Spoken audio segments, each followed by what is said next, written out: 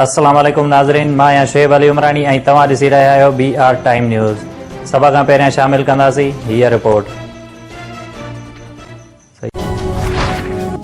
वज़ीर आज़म जी सदारत हेठि NCOC जो इजलास आला अस्करीअ जी शिरकत। NCOC जा 100 ॾींहं पूरा थियण ते वज़ीर आज़म भेटा पेश कंदे चयो त मुश्किल वक़्त में NCOC क़ौम जी रहनुमाई कई। वज़ीर आज़म NCOC जो दौरो कयो ऐं कोरोना सूरत हाल बाबति इजलास जी सदारत बि कई। वफ़ाक़ी वज़ीर असद उमर चयो त NCOC 100 ॾींहं दौरान बहितरीन कमु कयो। अवाम SOPs ते अमल कयो त वबाई सूरत हाल मां निकिरी वेंदासीं।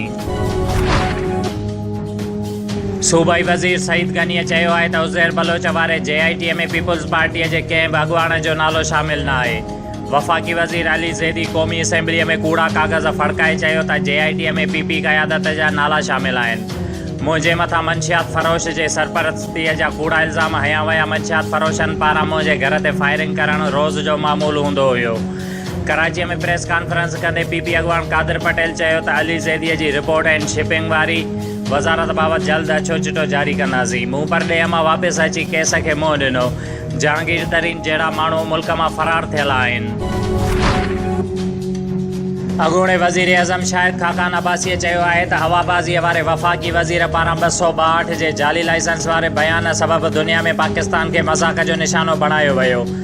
सिविल एविएशन जाली पायलट्स वारे मामले ते को बि बयान जारी नाहे कयो। इस्लामाबाद में प्रेस कॉन्फ्रेंस कंदे शाहिद खाकान चयो त पायलट्स खे ग्राउंड करे चयो वियो त हू सफ़ाई पेश कनि। एक्शन वठणु हुकूमत ऐं CAA जो मामिलो आहे। मामले ते फौरी तौर कार्रवाई थियणु घुरिजे। Karachi side super highway police जो ॾोहारियुनि सां मुक़ाबिलो, हिकु जवाबदार ज़ख़्मी, ॿियो फ़रार। जवाबदार सुपर हाईवे फैक्ट्री एरिया में वारदात करे रहिया हुया त पुलिस पहुची वई। ज़ख़्मी जवाबदार वटां हिकु मोटरसाइकिल ऐं हथियार पिणु बरामद कया विया। 28 जून ते गुलशन इक़बाल जे ढाका स्वीट्स जे वेझो कार ते फायरिंग करण वारो जवाबदार ऐं उन्हीअ जा 2 साथी गिरफ़्तार। जवाबदार कार जो दरवाज़ो खड़कायो त नौजवान दरवाज़ो न खोलियो, जंहिं ते जवाबदार 8 फायर कया। गिरफ़्तार जवाबदार फुर लुट ऐं स्ट्रीट क्राइम जे दर्जने केसनि में घुर्बल आहिनि।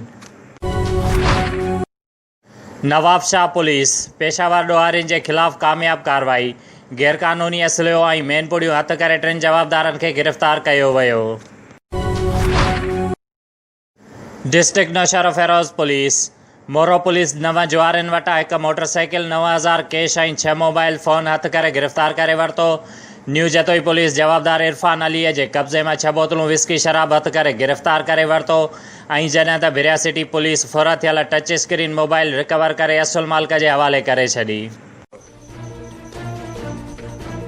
शुएब अली उमरानी खे ॾींदा इजाज़त। वधीक ख़बरुनि ऐं अपडेट्स लाइ ॾिसंदा रहो BR टाइम न्यूज़।